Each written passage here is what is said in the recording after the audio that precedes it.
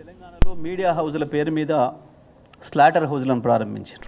Media హౌజుల పేరు మీద slaughter హౌజులను ప్రారంభించారు. వాళ్ళకి ఇష్టం వచ్చిన పద్ధతుల్లో, కనీసం స్లాటర్ హౌజ్లోనైనా కేవలం గొంతు కోసి తోలుదిస్తారు పశువులకు, కానీ అంతకు మించి దుర్మార్గంగా కీమా కొట్టిన పద్ధతుల్లో కేసీఆర్ గారి పైన, కేటీఆర్ గారి పైన, మా ఇతర బీఆర్ఎస్ నాయకులపైన దుర్మార్గమైన హేయమైన దాడికి పాల్పడుతున్నారు. ఇది అనుకోకుండా జరిగిందో, కేవలం మీడియా సెన్సేషన్ కొరకు, లేదా వాళ్ళ ఛానల్లో వాళ్ళ పత్రికనో ఫేమస్ చేసుకోవడం కొరకు, చర్చలు పెట్టుకోవడం కొరకు చేస్తున్నాయి కావు.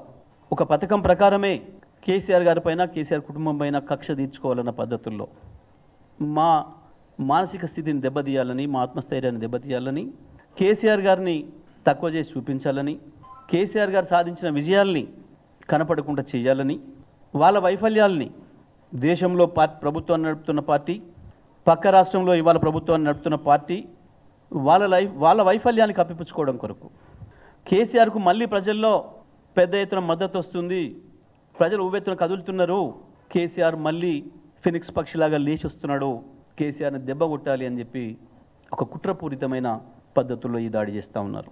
ప్రత్యేకించి కేటీఆర్ గారు కేసీఆర్ సైన్యానికి అధ్యక్షుడిలాగా, మా పార్టీ కార్యనిర్వాహక అధ్యక్షుడిగా ప్రజల కొరకు ముందుండి చేస్తున్న పోరాటం, ఈ ప్రభుత్వం యొక్క వైఫల్యాలను ఎండగడుతూ, ఈ ప్రభుత్వం చేత మోసానికి గురైన వర్గాలు, ఈ ప్రభుత్వం యొక్క దురాశ వల్ల వాళ్ళ భూముల్ని, ఆస్తుల్ని కోల్పోతున్న అమాయక ప్రజలకి అండగా నిలిచి పోరాటం చేస్తున్న విధానం కేవలం తెలంగాణ, ఆంధ్రప్రదేశ్లోనే కాదు, జాతీయంగా, అంతర్జాతీయంగా కేటీఆర్ గారికి వస్తున్న మద్దతు, వీటిని దృష్టిలో పెట్టుకొని ఈర్ష్యతోని ఒక కుట్రపూరితమైన ప్రచారానికి పూనుకొని దుర్మార్గమైన దాడి చేస్తూ ఉన్నారు. ఈ విచారణ పేరు మీద, ఆ విచారణ పేరు మీద. ఇది కేవలం ఒక రేవంత్ రెడ్డిది కాదు.